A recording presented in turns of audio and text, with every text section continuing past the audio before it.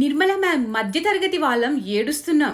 కాస్త మా కోసం ఏమైనా చేయండి. I am now happy to announce that there will be no income tax payable up to income of 12 lakh rupees. ఏంటి? మళ్ళీ చెప్పండి. No income tax payable up to income of 12 lakh rupees. నెలకి ₹1,00,000 సంపాదించే ఎవ్వరూ భారత్కి ఇన్కమ్ ట్యాక్స్ కట్టాల్సిన అవసరం లేదు. ఇలాంటి గుడ్ న్యూస్ మధ్యతరగతి వాళ్ళకి ఏ ప్రభుత్వం ఇచ్చి ఉండదు. రామ్ ఫ్రెండ్స్, మన దేశంలో 93వ బడ్జెట్ ప్రవేశపెట్టారు నిర్మలా సీతారామన్ గారు. ఇది నిర్మలా గారి 8వ బడ్జెట్. మన దేశంలో అత్యంత సార్లు బడ్జెట్ ప్రవేశపెట్టిన మొరార్జీ దేశాయ్ 10 సార్లు. ఆయనే లేటర్ ప్రధానమంత్రిగా కూడా అయ్యారు. నెక్స్ట్ చిదంబరం గారు 9 సార్లు బడ్జెట్ ప్రవేశపెట్టారు. బడ్జెట్ ప్రవేశపెట్టే ముందు ఇలా మన ప్రెసిడెంట్ ద్రౌపది ముర్ము గారు నిర్మలా సీతారామన్ గారికి పెరుగు చక్కెర కలిపి తినిపిస్తున్నారు. ఈ ఫోటో చూస్తే నిజమైన మహిళా సాధికారత గుర్తొస్తుంది కదా. అదే కాంగ్రెస్కి మహిళా సాధికారత అంటే ఇదిగో వీళ్ళిద్దరే కనపడతారు. కానీ సామాన్యులకి కూడా అవకాశం ఇచ్చేది కేవలం బీజేపీ పార్టీ మాత్రమే. ఈసారి 50,65,000 కోట్ల భారీ బడ్జెట్ను ప్రవేశపెట్టారు. రక్షణ, గ్రామీణాభివృద్ధి, హోము, వ్యవసాయం, విద్య, ఆరోగ్యం, పట్టణాభివృద్ధి, ఐటీ, టెలికాం, ఇంధన రంగం, వాణిజ్యం వంటి కీలక రంగాలకు భారీగా నిధులు కేటాయించారు. ఇక్కడ ముఖ్యమైనది అందరికీ తెలిసింది ట్యాక్స్ స్లాబ్స్. 12 లక్షల వరకు నో ట్యాక్స్, అంటే నెలకి ₹1,00,000 సంపాదించేవారు ఇన్కమ్ ట్యాక్స్ కట్టాల్సిన అవసరమే లేదు. ఆ లక్ష్మీదేవిని నేను ప్రార్థిస్తున్నాను, పేదలు మధ్యతరగతి వాళ్ళ మీద వరాలు కురిపించమని అని అన్నాడు మోదీజీ. ఇలా కురిపించేశాడు ఆయనే. మరి ఇదేంటి ఇక్కడ స్లాబ్స్ ఏమో ఇలా ఉన్నాయి, 0 to 4 లక్షలకు ఎలాంటి ట్యాక్స్ ఉండదు, నిల్. 4 నుంచి 8కేమో 5% అంటారు, అంటే 20,000. 8 నుండి 12 లక్షలకి 10% అంటారు. 12 నుంచి 16కి 15% అంటారు. 16 నుండి 20 లక్షలకు 20% అంటారు. 20 నుంచి 24కి 25%. ఇలా ఈ స్లాబ్స్ ఎందుకు ఇచ్చారు? 12 వరకు నిల్ అన్నప్పుడు ఇవన్నీ ఎందుకున్నాయి అనే డౌట్ అందరికీ వస్తుంది. అందరూ కూడా కన్ఫ్యూజన్లో ఉన్నారు. సో సామాన్యులకి డౌట్ తీర్చడానికి ఈ వీడియో. అయితే ఇంతకు ముందు ఉన్న ట్యాక్స్ కట్స్ ఏమో ఇలా ఉన్నాయి.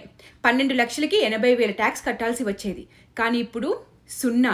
అయితే 75,000 స్టాండర్డ్ డిడక్షన్ను పరిగణలోకి తీసుకున్న తర్వాత జీతం పొందే ఉద్యోగులు, శాలరీడ్ ఎంప్లాయీస్కి 12.75 లక్షల వరకు ఆదాయపు పన్ను చెల్లించాల్సిన అవసరమే లేదు. స్టాండర్డ్ డిడక్షన్ అంటే ఏంటి? పన్ను చెల్లించదగిన జీతం, ఆదాయం నుండి తీసివేయబడిన నిర్ణీత మొత్తం.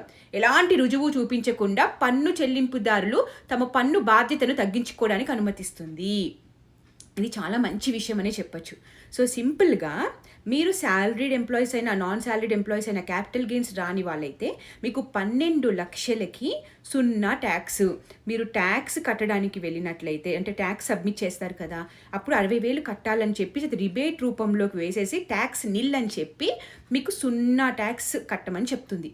సో నెలకి మీకు అక్షరాలు ₹1,00,000 మీ బ్యాంకులోకి వస్తాయి. ఆ రిబేట్ 60,000 ప్రభుత్వం భరిస్తుంది అనమాట, అంటే ప్రభుత్వం మీకు ఇస్తున్నట్టు. మన 12.75 వచ్చి 12,75,000 జీతం ఉన్న వాళ్ళకి కూడా 0 ట్యాక్స్ ఏంటి అంటే ఆ 75,000 స్టాండర్డ్ డిడక్షన్, మీరు దేనికైనా ఖర్చు పెట్టుకోవచ్చు అని చెప్పే విధంగా రుజువులు చూపించకుండా ఇస్తుంది. ఇది శాలరీడ్ ఎంప్లాయీస్కి మాత్రమే. 12 lakhs అందరికీ. ఆ 75,000 ఎక్స్ట్రా ఉన్నది మాత్రం నెల నెల జీతం తీసుకునే, ఒక పే చెక్ తీసుకునే వాళ్ళకి, శాలరీడ్ ఎంప్లాయీస్కి మాత్రమే. అది డిఫరెన్స్. అండ్ ఈ స్లాబ్స్ దేనికి మరి అంటే, ఇప్పుడు మీకు 13 లక్షల జీతం వస్తుంది అనుకుందాం. మీకు 13 లక్షల జీతం వస్తుంది అంటే ఆ 12 lakhsకి 0 ఉంటుంది. వచ్చే ₹1,00,000 ఈ స్లాబ్స్ వేస్తారు కాదు. 13 లక్షలు ఎలా వేస్తారు అంటే, ఆ 13 లక్షల్లో ఫస్ట్ 4 లక్షలకి మీకు 0 ట్యాక్స్ ఉంటుంది. నెక్స్ట్ 4 నుంచి 8 లక్షలకి 5% వేస్తారు. నెక్స్ట్ ఏంటి, 8 నుంచి 12 వరకు 10% వేశాక మిగిలిన 1,00,000 ఉంది కదా, దానికి 20% వేస్తారు. అవన్నీ ప్లస్ చేసి వచ్చిన అమౌంట్ ఏదైతే ఉందో ఆ ట్యాక్స్ మీకు కట్ అవుతుంది. సో 13 లక్షలు 12 తర్వాత ఎక్స్ట్రా, లైక్ శాలరీడ్ ఎంప్లాయీస్ అయితే 12.75 కన్నా ఎక్కువ వచ్చిన వాళ్ళకి అది వేస్తారు. సో నాన్ శాలరీడ్ ఎంప్లాయీస్ కానీ వీళ్ళు ఉంటారు కదా, వాళ్ళకి ఏం చేస్తారంటే ఒక మార్జినల్ రిబేట్ అనేది ఇస్తున్నారు. ఆ మార్జినల్ రిబేట్ మ్యాక్సిమం మీకు ₹70,000 వరకు ఇస్తారు. ఆ 70,000 దాటింది అనుకోండి మీ ట్యాక్స్ కట్టేది, వాళ్ళకి ఇదిగో ఈ దీంట్లో చూపించిన ప్రకారం మీరు 10,000 కడతారు, నెక్స్ట్ వచ్చేసి 50,000 కడతారు. ఇలా ఈ టేబుల్లో చూపించినట్టు మీకు మ్యాక్సిమం 70,000 మార్జినల్ రిబేట్ వస్తుంది. దానికి మించి ఎంత ఎక్కువ మీకు వస్తున్నా కూడా జీతం అంటే మీకు వచ్చే అమౌంట్ అదేదైతే ఉందో దానికి మీరు మొత్తం ట్యాక్స్ కట్టాల్సి ఉంటుంది. ఇది మీకు అర్థమైంది అనుకుంటున్నాను ఆ స్లాబ్స్ ఎందుకు అనేది. సో శాలరీడ్ ఎంప్లాయీస్కి మాత్రం 12.75 జీతం వరకు 0 ట్యాక్స్. ఏప్రిల్ 1 నుండి ఇది అమలులోకి వస్తుంది.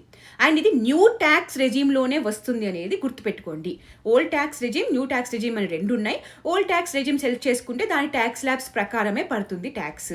సో అందరూ కూడా న్యూ ట్యాక్స్ రెజీమ్కి మూవ్ అవ్వాలి అనేది ఇక్కడ ప్రభుత్వం ప్రయత్నిస్తుంది. పోయిన ఏడాది 7.5 కోట్ల మంది ట్యాక్స్ ఫైల్స్ చేస్తే దాంట్లో 6.5 కోట్ల మంది జీతం 12 లక్షల కంటే తక్కువ. 87% ట్యాక్స్ పేయర్స్కి ఉపశమనం. వీళ్ళందరూ ఒక రాష్ట్రానికి చెందిన వాళ్ళ, దేశానికి చెందిన వాళ్ళ? నా రాష్ట్రానికి ఏమి ఇవ్వలేదు అని పింకి పాలేరు బానిసలు కాంగ్రెస్ మొత్తుకుంటున్నారు. ఎస్పెషల్లీ తెలంగాణకి ప్రత్యేక పరిస్థితుల్లో తప్ప బడ్జెట్ కేటాయింపులు రాష్ట్రాల వారీగా ఉండదు, రంగాల వారీగా ఉంటుంది. అది కూడా తెలీదా? రైతులందరికీ కిసాన్ క్రెడిట్ కార్డ్ 3 లక్షల నుండి 5 లక్షలు పెంచారు. రైతులు అన్ని రాష్ట్రాల్లో ఉంటారా, లేకపోతే నార్త్లో ఉండడము, లేకపోతే బీజేపీ రాష్ట్రాల్లోనే ఉంటారా? ధనధాన్య కృషి యోజన రాష్ట్రాలతో పార్ట్నర్షిప్లో 1.7 crores రైతులకు మేలు చేసే పథకం ఉంది. ప్రభుత్వ పథకాలకి పెడుతున్నారు. అవి అన్ని రాష్ట్రాల్లో ఉంటుందా, ఒక రాష్ట్రంలోనే ఉంటుందా? ప్రతి ప్రభుత్వ పాఠశాలకి బ్రాడ్బ్యాండ్ ఇంటర్నెట్ కనెక్షన్ ఇవ్వబోతున్నారు. క్యాన్సర్, అరుదైన వ్యాధుల మందులు, ప్రాణాలను రక్షించే మందులు, ఎలక్ట్రానిక్ వాహనాలు, ఇలా ఈ లిస్టులో ఉన్న అన్నిటికీ కూడా ధరలు తగ్గించారు. ఇవన్నీ దేశంలో ఉన్న ప్రతి ఒక్కరికి చెందుతాయా? తెలంగాణ వాళ్ళకు కూడా చెందుతాయా, చెందవా? పన్ను ప్రయోజనాల కోసం 2 స్వీయ అంటే సెల్ఫ్ ఆక్యుపైడ్ ఆస్తుల విలువను నిల్గా చేసేశారు. టీడీఎస్ మరియు టీసీఎస్ని హేతుబద్ధీకరించారు. అద్దెపై టీడీఎస్ పరిమితిని 2.4 lakhs నుండి 6 lakhsకి పెంచారు. సీనియర్ సిటిజన్లపై టీడీఎస్ పరిమితిని 50,000 నుండి 1,00,000కు పెంచారు. విద్యా ప్రయోజనాల కోసం చెల్లింపులపై టీసీఎస్ మొత్తానికి తీసేశారు. అప్డేటెడ్ రిటర్న్ కాల పరిమితి ప్రస్తుత 2 సంవత్సరాల నుండి 4 సంవత్సరాలకి పెంచారు. ట్యాక్స్ సబ్మిషన్స్కి మన డిఫెన్స్కి అంటే రక్షణ కోసం, భారతదేశ రక్షణ కోసం 6.8 లక్షల కోట్లు కేటాయించింది. దాంట్లో ఆర్మీ, మిలిటరీకి 1.8 lakh crores కేటాయించారు. ఏ దేశానికి అయినా దేశ భద్రత చాలా ఇంపార్టెంట్ కదా. మెడికల్ రంగానికి భారీ ప్రోత్సాహకాలు ఇచ్చింది ప్రభుత్వం. క్యాన్సర్ వంటి అరుదైన వ్యాధులకు సంబంధించిన 36 ఔషధాలను ప్రాథమిక కస్టమ్స్ సుంకం నుంచి మినహాయిస్తున్నారు. దీంతో పాటు దేశవ్యాప్తంగా అన్ని జిల్లాల్లో 3 సంవత్సరాల లోపు ప్రభుత్వ ఆసుపత్రుల్లో 200 క్యాన్సర్ డే కేర్ సెంటర్లను ఏర్పాటు చేస్తామని చెప్పారు. ప్రధానమంత్రి జన్ ఆరోగ్య యోజన కింద గిగ్ వర్కర్లకు ఆరోగ్య సంరక్షణ అందిస్తున్నట్లు ప్రకటించారు. అసలు ఇవన్నీ విన్నాక అపోజిషన్ గొంతులో వెలక్కాయ పడ్డంత పనైంది. ఏం మాట్లాడాలో అర్థం కాక వాకౌట్ చేసేస్తారు. అలా వాకౌట్ చేస్తున్నారంటే దేశ ప్రజలకి మంచి జరుగుతుంది, ఇంకా చాలా మంచి జరిగింది అని. అందుకే ఏం మాట్లాడాలో అర్థం కాక ఎలక్షన్ స్టంట్ అంటున్నారు కొంతమంది అమ్ముడుపోయిన యూట్యూబర్లు. అరే దేశంలో ఎలక్షన్స్ లేకుండా ఉంటుందా? మన దేశంలో ప్రతి 6 నెలలకి ఒక రాష్ట్రంలో ఏదో ఒక చోట ఎలక్షన్స్ జరుగుతూనే ఉన్నాయి. అదే 1 nation 1 election చేద్దాంరా అంటే అప్పుడు కూడా బురద చల్లుతారు. అమ్మో అలా ఎలా చేస్తారు, అది కూడదు అంటారు. వీళ్ళే హెల్త్ స్పెషలిస్టులు అయిపోతారు, డాక్టర్లు అయిపోతారు, శాస్త్రవేత్తలు అయిపోతారు, ఈరోజు ఎకనామిస్టులు కూడా అయిపోతారు. మేరకు సబ్ పతా హే మే ఎక్స్పర్ట్ హూ అంటారు. మన చెవుల్లో పూలు పెడతారు. ఇదిగో మొన్నటి వరకు ఈ అమ్ముడుపోయిన గంజాయి మొక్క ట్యాక్స్ పేరుతో బిగ్ లూట్, మధ్యతరగతిపై ట్యాక్స్ దోపిడీ అని రచ్చ చేసి ఇప్పుడు మధ్యతరగతి వాళ్ళ కోసం మంచి చేస్తే మిడిల్ క్లాస్ బడ్జెట్ వెనుక బిగ్ ప్లాన్ అంట. దాన్ని మనం వినాల్సిన అవసరం కూడా లేదు. ఇప్పటికైనా ఈ కమ్యూనిక్రిస్ట్ అమ్ముడుపోయిన జర్నలిస్టుల గురించి ప్రజలకి అర్థం కాకపోతే ఏం చేయలేం. ఏది చేసినా వీళ్ళు మాత్రం గుడ్ జాబ్ అని అనరు. సో నిజాలు మన కళ్ళ ముందే ఉన్నాయి, తెలుసుకుందాం. వీడు 5 రోజుల ముందు చేసిన వీడియో చూసి వెంటనే సమావేశమయ్యి న్యూ ట్యాక్స్ స్లాబ్స్ పెట్టేశారంట. అమ్మో వీడు వీడియో చేసేసాడు, ఎలా ప్రజలు ఏమనుకుంటారో, పని సమావేశం అయిపోదాము, ట్యాక్స్ అంతా తీసేద్దాము, 7 లక్షల నుంచి 12 లక్షలు చేసేద్దాము. బుద్ధి బుర్ర ఉంటుందా ఈ డర్టీ గాడికి? ఇదిగో వీళ్ళు మాకు నచ్చలేదు అంటారు. అరే ఎంత ట్యాక్స్ కడతావంటే పంచర్ షాప్ మేమేం కడతాం అంటారు. సో అది సంగతి. పోనీ ఇంత సొల్లు చెప్పే వీళ్ళు, ఇంత విషం కక్కే వీళ్ళు ఇంతకుముందు ప్రభుత్వాలు ఎంత ట్యాక్స్ వేశారు, పేద మధ్యతరగతి వాళ్ళకి ఏం చేశారో ఒక కంపారిజన్ చేసి, అరే వాళ్ళు ఇంత ఇచ్చారు, 0 ట్యాక్స్ అన్నారు, ఎవరికి ట్యాక్స్ లేదు, వీళ్ళేమో ఇప్పుడు ఇంత ఇస్తున్నారు, దోపిడీ చేస్తున్నారు, దౌర్జన్యం చేస్తున్నారు బీజేపీ ప్రభుత్వం అని అంటే బాగుంటుంది కదా. చెప్తే చెప్పుతో కొడతారు కదా.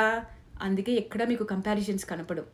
నేను చెప్తా, ఒకప్పుడు 1971-72లో చూడండి, 1,00,000 సంపాదిస్తే 60,000 ట్యాక్స్, 5 లక్షలకి 4,45,000 ట్యాక్స్. ఇది ఒక్కసారి ఇది చూడండి. ఒక గీత పక్కన ఇంతకు ముందు ఉన్న గీత గీస్తే కదా ఇప్పుడున్నది మంచిదా కాదా తెలిసేది. అది దాచిపెట్టి ఇప్పుడు ప్రభుత్వం మీద బురద చల్లుతుంటే కామన్ పీపుల్ కూడా మర్చిపోతున్నారు అప్పుడు ఎంత ట్యాక్స్ కట్టేవాళ్ళు. 2014 వరకు 2.5 lakhsకే ట్యాక్స్ ఉండేది కాదు. అది అలా పెరుగుతూ ఇప్పుడు 12 లక్షలకి వచ్చింది. ఆ ట్యాక్స్ అంతా ప్రభుత్వం కోల్పోతున్నట్టే కదా, ప్రజల కోసం చేస్తున్నట్టే కదా. ఉచితాలకి అలవాటు పడ్డ సోమరులకు బడ్జెట్ అంటే పంపిణీ అనే అపోహ ఉన్నవారికి ఖచ్చితంగా కేంద్ర బడ్జెట్ నిరుత్సాహపరుస్తుంది. వ్యక్తి ఎదుగుదల కాకుండా వ్యవస్థలు బలోపేతంగా పునాదులేసే వికసిత్ భారత్ రీతిలో బడ్జెట్ ఉంది. కష్టపడి పనిచేసుకుంటూ నా దేశం నా భవిష్యత్తు అనుకునే వారిలో ఈ బడ్జెట్ ఒక ఆశాకిరణం. ఈ బడ్జెట్ను విమర్శించడానికి ఈ కాంగ్రెస్ కమ్యూనిస్టులు ఎలా కారణాలు వెతుకుతున్నారో నాకు అర్థం కావట్లేదు. సామాన్యులకి నా జీవితకాలంలో ఇంత పెద్ద ఉపశమనాన్ని ఏ ప్రభుత్వము ఇవ్వడం నేను చూడలేదు. జై భారత్, జై Hind. Telugu poet and playwright Gurujada Apparao had said, "Deshamante matti kadoy, deshamante manushuloy," meaning a country is not just its soil, a country is its people.